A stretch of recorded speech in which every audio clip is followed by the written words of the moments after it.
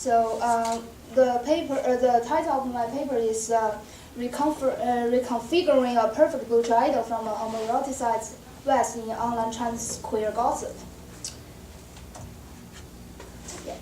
So since early 2000, Western media, particularly American TV shows, have been translated and redistributed via P2P networks by Chinese fan translation groups.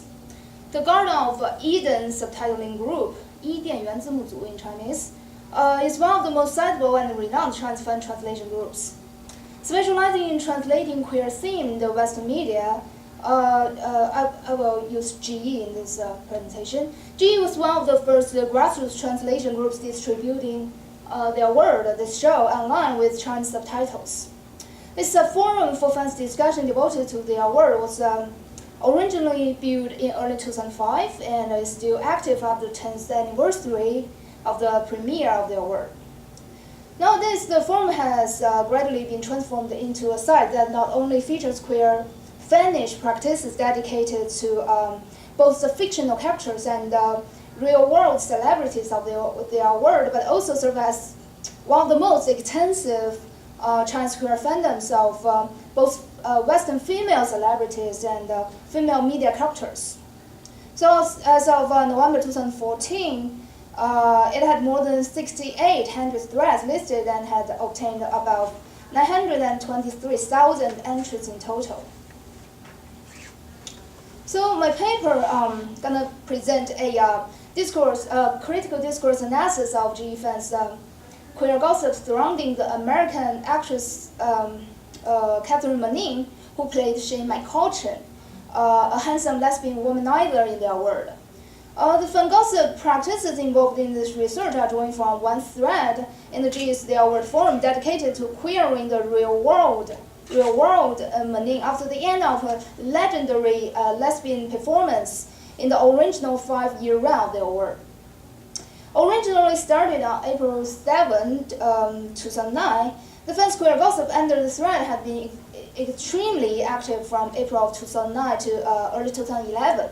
Because Manning was not very active as an actress and sustained a low level of exposure after her role in their work, the fan discussion and the thread eventually died down in early 2013.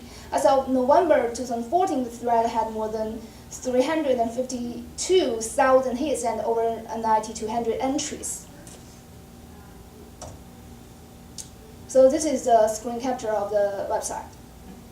So my analysis explores the following questions and themes.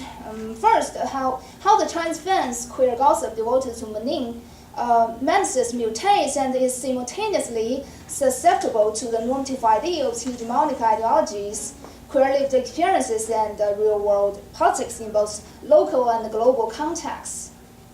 Furthermore, I examine whether Chinese fans' tactical and sometimes self-contradictory Occidentalist homoeroticization of the West can be viewed as an excellent emblem of a cultural hybridity. This is the cultural hybridity of the Chinese queers' performative deployment of normative ideals about West and lesbianism to articulate their repressed desiring voices, their self-reflexive interpretations of a global queer world, and their own reverberations of the local heteropatriarchal memories and contemporaneity. More importantly, I investigate the paradoxical aspect of Chinese cross-cultural queer fantasies, in which those fans struggle with and reformulate the performances of Western female gender sexuality and homoerotic relationships through a transnational lens. So this is a picture of Manning. The high level of ambiguity surrounding Manning's gender and sexuality actually intrigues and further encourages Chinese fans their queer curiosity about her. During queer gossip, fans admitted that they often met and they exchanged information with many Western fans of Manning online. Accordingly, the information obtained and disseminated by fans in this fandom and was gathered from the online cross-cultural or transnational communication of a global fan community of Manning. GE's online surveys show that the majority of GE fans are young, highly educated females, and the surveys also confirm the existence of both males and a large number of non-heterosexual females as avid queer fans in this fandom. This data suggests that the celebration of female homoeroticism can occur within queer fan communities with a much more complicated gender and sexual composition. This finding ultimately implies the potential existence of interlocked cross-gender, cross-sex identification, viewing positions, and desires within this queer imaginative space. This phenomenon, I think, might be partially invited by their works. It's a portrait of a wide range of non-normative gender and sexual issues and images, including transsexuality, bisexuality, male gayness, queer heterosexuality, lesbian identified males, and heterosexual drag queens, lesbian drag kings, gender benders, and gender queers. The diverse representations in their work help deconstruct the traditional conflation of gender, sex, sexuality, and desire. The transgression of the boundaries between fantasy and reality actually repeatedly occurs in the fans' queer gossip. Most of the fans actively participating in the gossip try to confirm or even high-profile Mening's underlying lesbian identity in reality. As the one cited on slides, you can see that this creative queer practices and bold queer imaginations showcase the fans' intense desire to homoeroticize the real-world Mening. Interestingly, this type of reality-focused queer fantasy is not limited to fans' gossip about Mening in this fandom. Rather, it's quite common for GE fans' queering of Western female celebrities. There is a general tendency of GE fans, GE fandom in general, to queerly valorize certain debates, democratic Western countries as pressure-free, homo-friendly places, and Western females as sexually permissive, attractive lesbians. These online homoerotic imaginaries about Western females narrated in a utopian Western queer world actually amplify the multidimensional differences of the desiring object of this fandom, being foreign, being non-Chinese, being othered, fantastic, and virtue. This multifaceted foreignness of the intertwining of the West and queerness is tactically utilized in the fans' disidentificatory performances in the fandom. The imagined differences and even established antagonism between the West and the Chineseness can be seen as part of an anti-official Occidentalism, which was discussed by Chen Xiaomei in her paper published in 2002. The anti-official Occidentalism is a counter-discourse which transforms GE fans into the disidentifying subject. These fans strategically voice non-Chinese and westernized queer expressions that are silenced, delegitimized in the offline mainstream Chinese realities.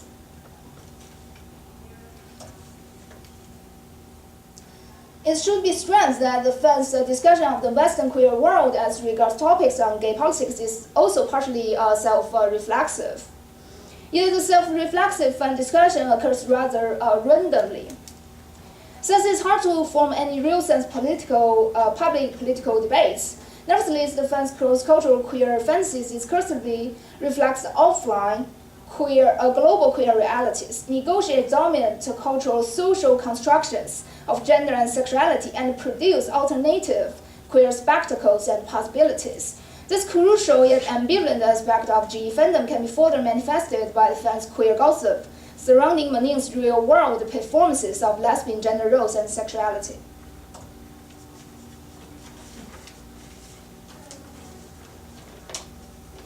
So the fans view Mening's character Shane McCutcheon as a perfect example of androgynous butchness.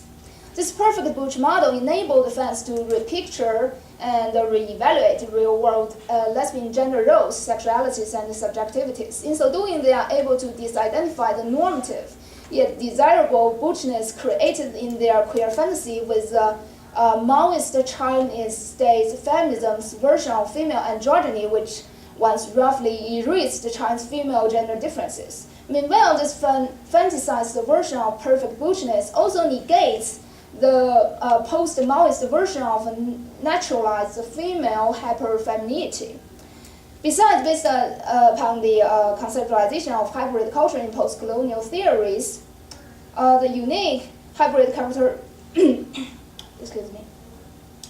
The unique hybrid characteristic of Chinese fans' homoerotic fantasies surrounding the lesbian gender and sexuality of Western white female celebrities can be understood as both the fans' involuntary acts and painstaking survival tactics within the current mainstream heteropatriarchal environment. It's eventually emblematic of a blending of unconscious acculturation within and subjective appropriation of global mainstream queer-related images and knowledge within Chinese cyber-queer communities.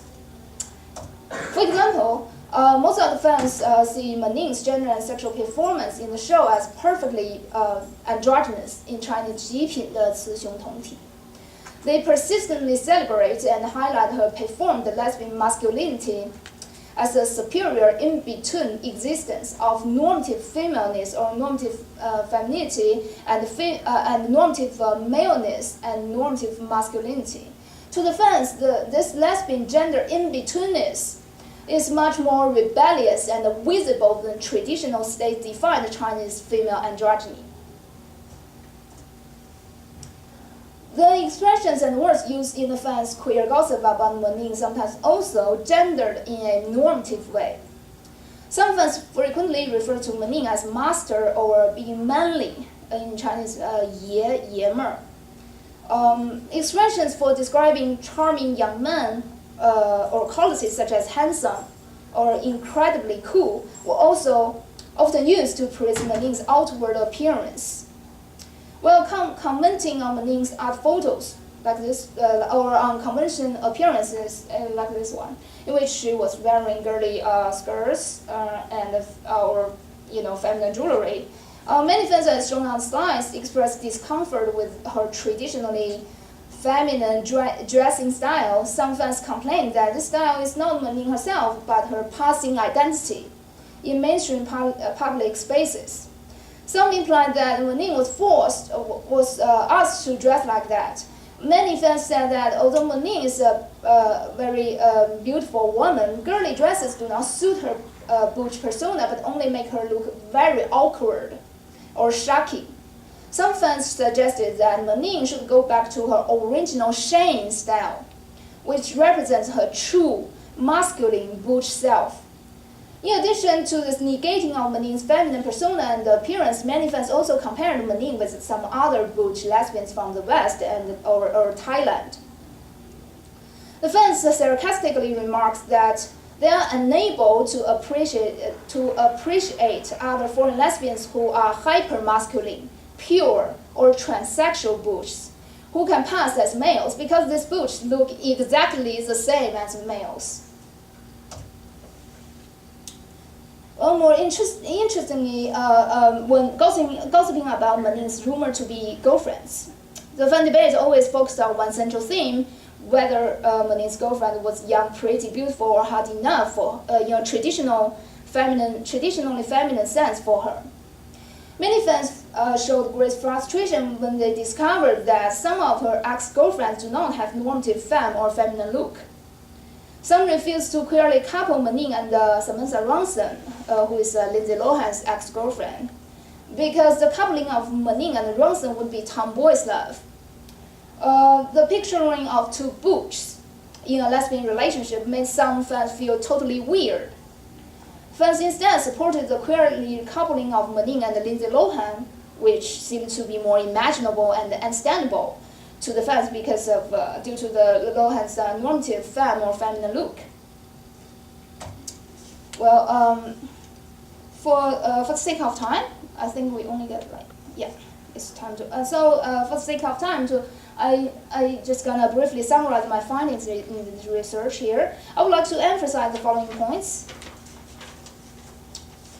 First, the unique gender, social, cultural, and historical context of China I think complicate the ways in which fans self-conflicting reworking of certain genders, identities, sexualities, and ideals surrounding non-Chinese Western lesbianism should be interpreted.